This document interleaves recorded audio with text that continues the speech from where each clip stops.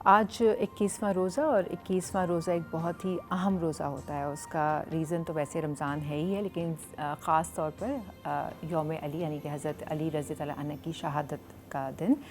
اگر حضرت علی کے بارے میں بات کرنا شروع کروں تو میرے خیال سے شاید ٹائم گزر جائے، پتہ ہی نہ لگے. لیکن ہم خاص طور پر آج ان کی سیرت پر بات کرنا چاہیں گے کہ جس طرح وہ خوش اخلاق تھے، کس طرح سے اسلام انہوں نے اپنی خوش اخلاقی کے ذریعے پھیلایا، ان کی سیرت میں کیا کیا چیزیں شامل تھیں، وہ کس طرح سے مسلمانوں کے ساتھ پیش آتے تھے، انہوں نے اسلام کی راہ میں کس طرح سے اپنے آپ کو سیکریفائس کیا، یا وہ جو شہادت کا جو ان کا درجہ تھا، وہ جو پورا واقعہ تھا وہ کس طرح سے پیش آیا، کس طرح سے ان کو سجدے میں شہادت ملی. اور وہ کیونکہ وہ اتنے بہادر تھے، لوگوں کو پتہ تھا کہ بیٹل کے میدان میں یعنی جنگ کے میدان میں تو ان کو ہم زیر کر ہی نہیں سکتے ہیں. تو جو شیر خدا تھے وہ شہادت ان کو سجدے میں ملی. اس تمام چیز کے اوپر بات کریں گے آج.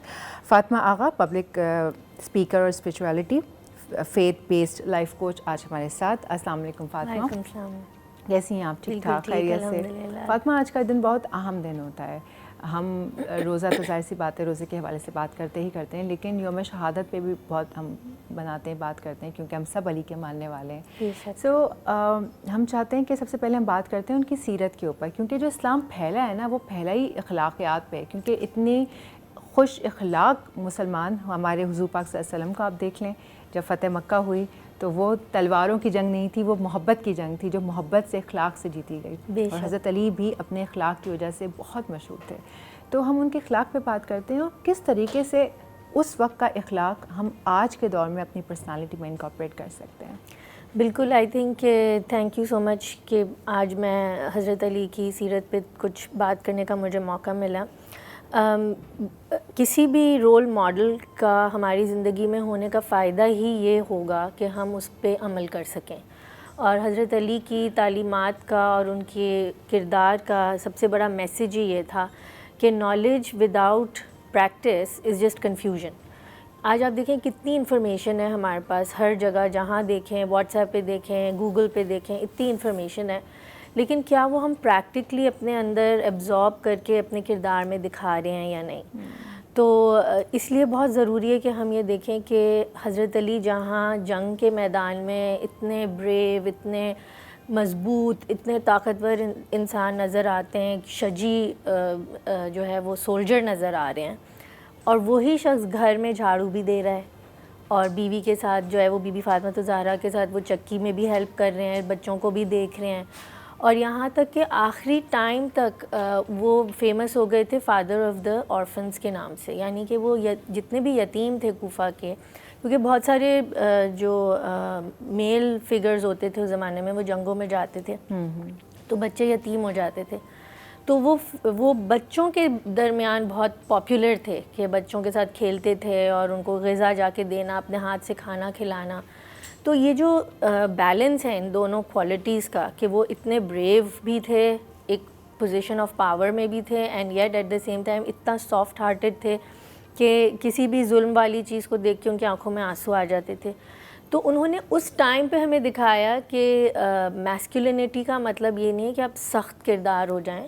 میسکولینٹی کا مطلب ہے کہ آپ محبت، پیار اور افیکشن اور شفقت کے ساتھ لوگوں کے ساتھ پیش آئیں، کیونکہ اصل جیت کبھی بھی بائی فورس یا بائی پاور نہیں ہوتی. آپ کسی کا بھی دل زبردستی نہیں جیت سکتے. جیسے ہم کہتے ہیں نا کہ ہم کسی سے بھی زبردستی اپنے اوپر پیار نہیں کروا سکتے، لیکن جب آپ کسی کے دل میں اتر جاتے ہیں نا تو پھر وہ بندہ آپ کے لیے جان بھی دینے کے لیے تیار ہو جاتا ہے. اور یہ سینٹیمنٹ ہم حضرت علی کے لیے بہت زیادہ دیکھتے ہیں کہ قوالیوں میں، منقبتوں میں اور بہت سارے کلام میں حضرت علی کا بار بار ذکر آتا ہے.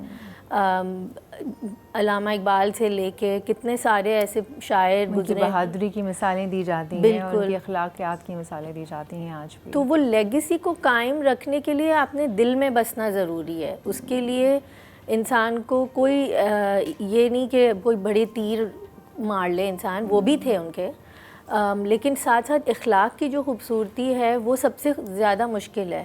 کیونکہ آپ صلی اللہ علیہ وآلہ وسلم نے فرمایا کہ جنگ جو میدان میں لڑی جاتی ہے اس سے زیادہ مشکل جہاد النفس ہے. جو آپ کے اندر آپ نے لڑنا ہوتا ہے کہ آپ کا دل چاہ رہا ہے غصہ کر لیں لیکن آپ اس کو پی جائیں، آپ کو دل چاہ رہا ہے کہ اس وقت آپ ان پہ وار کر سکتے ہیں لیکن آپ ان کو معاف کر دیں. اور یہ ساری جو کوالٹیز ہیں یہ اندر سے ایک سیلف کنٹرول ہو انسان کے اندر تو وہ پیدا ہوتی ہیں. اور اگر آپ حضرت علی کو دیکھیں تو ان کی شجاعت اور ان کی انکساری یہ دونوں چیزیں ایک پوائنٹ سے آ رہی ہیں جہاں پر ان کا اللہ تعالیٰ میں یقین اتنا زیادہ تھا کہ وہ کہتے تھے میں نے کبھی اس رب کی عبادت کی ہی نہیں جس کو میں دیکھ نہیں سکتا. یعنی ان کی قربت اللہ تعالیٰ کے ساتھ اتنی جڑی ہوئی تھی کہ ایک دفعہ کسی شخص نے حضرت علی کو اپنے گھٹنوں سے اپنی روٹی توڑتے ہوئے دیکھا کہ اتنی سخت روٹی ہے کہ وہ ٹوٹ نہیں رہی ہے. تو دیکھ کے اس نے کہا کہ آپ وہی علی ہیں جس نے خیبر کا در اکھاڑا تھا؟ تو حضرت علی نے جواب دیا کہ وہ خدا تھا، یہ میں ہوں. یعنی انہوں نے کبھی بھی اپنی کسی بھی طاقت کو یا کوالٹی کو اپنے سے نہیں منسلک کیا کہ یہ میری کوئی بڑی بات ہے یا میری کوئی چیز ہے. تو ہمیشہ سے انہوں نے یہ دیکھا کہ یہ سب اللہ کی دین ہے، یہ کوالٹیز اللہ کی ہیں، جب اللہ چاہے دے دے، جب اللہ چاہے لے لے. تو اس کو دیکھ کر اگر ہم سمجھیں نا تو ہمیں سمجھ میں آتا ہے کہ اتنا سب کچھ ہونے کے باوجود بھی جس شخص نے اس چیز کو اپنے سے منسلک نہیں کیا تو وہ پھر ہمبل ہی رہا. بالکل ایسا ہی ہے. ظاہر سی بات ہے ان کی بھی پرورش ایک ایسی ماں نے کی تھی نا کہ پھر وہ ان کو تو ایسا ہونا ہی تھا. وہ جو خون رگوں میں دوڑتا آ رہا ہے، جس نسل سے وہ چلے آ رہے ہیں، وہ تو اخلاقیات ان کے خون میں شامل ہے.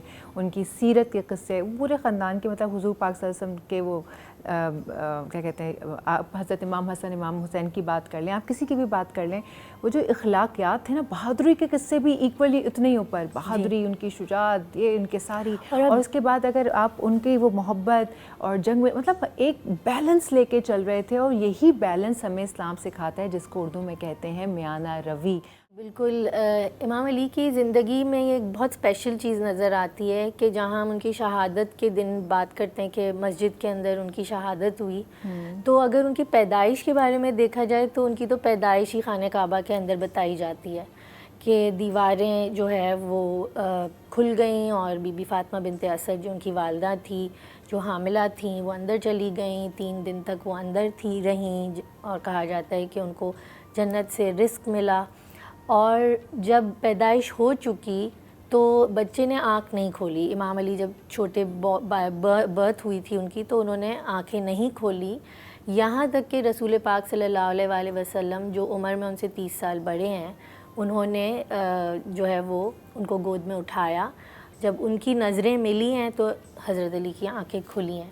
تو ہم یہاں پر ایک کنیکشن دیکھ رہے ہیں دونوں کا کہ شروع ہی سے، پیدائش ہی سے ہمیں نظر آ رہا ہے کہ حضرت علی کی زندگی کا یہ مقصد بن گیا تھا کہ اللہ کے گھر سے شروع کر کے نبی کی رسالت کے لیے کام کرنا، بچانا، اس کی حفاظت کرنا.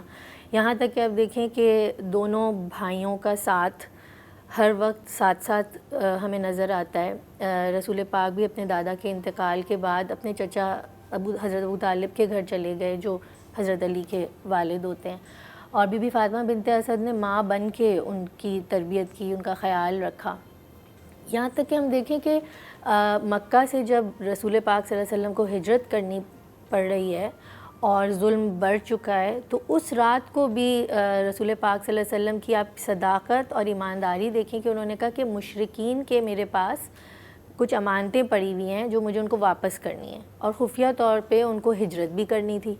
تو انہوں نے حضرت علی سے یہ کہا کہ علی، یہ امانتیں ہیں جو لوگوں کی ہیں، وہ میں آپ کے سپرد کر رہا ہوں کہ آپ نے ان کو سب لوگوں تک پہنچانا ہے، یہ میرے اوپر ایک بوجھ ہے، اور رات کو آپ نے میرے ہی بستر پہ سونا ہے. کیونکہ کہا جاتا ہے کہ رسول اللہ صلی اللہ علیہ وسلم اور حضرت علی دکھنے میں، قد قامت میں بھی اتنے سملر تھے کہ جب وہ وہاں سو رہے تھے تو کافی دیر تک کسی کو پتہ نہیں چلا کہ رسول اللہ نہیں ہیں، اور ان کو یہ لگا کہ جو ہے ان کو پتہ نہیں چلا کہ حضرت علی یہاں پر سو رہے ہیں. اور حضرت علی کی خوبصورت بات یہ ہے کہ نہ صرف یہ کہ وہ سوئے، لیکن انہوں نے کہا کہ زندگی کی بہترین نیند مجھے اس دن آئی، کیونکہ انہوں نے رسول پاک سے کہا کہ کیا میرے یہاں سونے سے آپ بچ جائیں گے، اسلام بچ جائے گا؟ انہوں نے کہا بے شک. تو انہوں نے کہا پھر تو یہ میرے لیے بہترین نیند ہے آج رات کی. تو ہم ہر چھوٹی چھوٹی چیز میں جب حضرت علی کے القاب، ان کی باتیں، ان کی ان کی سینگس کو پڑھتے ہیں نا، ایک بہت منفرد پہلو نظر آتا ہے جہاں بہت ڈیپتھ ہے کہ ان کی صرف یا تو باتیں نہیں تھیں یا صرف ایکشنز نہیں تھی، ہر چیز میں ایک خوبصورتی آپ کو نظر آتی ہے. آلموسٹ لائک کہ ان کی لائف ہی ایک پوئٹری ہے کہ شروع بھی کعبے میں ہوئی اور اس کا اختتام بھی کہا جاتا ہے نا کہ مسجد اللہ کی بہترین چوزن جگہ ہے. ٹھیک ہے، تو بہترین جگہ پہ بہترین نماز یعنی فجر سب سے پسندیدہ نماز، اس میں بہترین پوزیشن یعنی سجدہ اللہ کا سب سے پسندیدہ ترین پوزیشن ہے، اور اس میں سجدے کی حالت میں ان کو شہادت نصیب ہوئی، اور وہ بھی روزے کی حالت میں بہترین مہینے میں، رمضان کے مہینے میں. تو ان کی اس طرح سے فضائل ہم دیکھیں تو ایسا لگتا ہے جیسے اللہ تعالیٰ نے بھی ان کو وہ فضیلت دی جو بہت منفرد ہے. اور حضرت علی کے قصے تو شجاعت کے ہم ویسے ہی بہت جانتے ہیں، لیکن ایک قصہ جو مجھے جس کا میری زندگی پہ بہت زیادہ اثر ہوا وہ یہ تھا کہ ایک جنگ میں جب حضرت علی، اگر آئی ایم ناٹ مسٹیکن، تو مرہب جو تھا اس کے اوپر چڑھ گئے اور حضرت علی نے اس کو مطلب اپنے قابو میں کر لیا، اور وہ بہت ڈیفیکلٹ ایک سولجر تھا. تو جب وہ اس پہ چڑھ گئے تو اس نے حضرت علی کے منہ پہ تھوکا.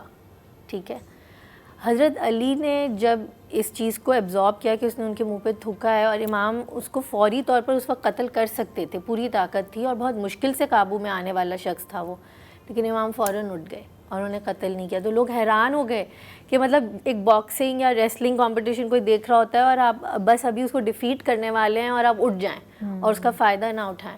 تو لوگوں نے کہا یہ آپ نے ایسے کیوں کیا، یہ تو ہمیں سمجھ میں ہی نہیں آیا. تو امام نے فرمایا کہ اگر میں غصے کی حالت میں اس کا قتل کر دیتا تو وہ میری ایک ذاتی ایموشن کی وجہ سے میں کرتا، اس میں میری نیت جو تھی نا وہ پاک نہیں ہوتی، وہ میں اپنے غصے کو نکالنے کے لیے وینجنس میں اس کو مارتا.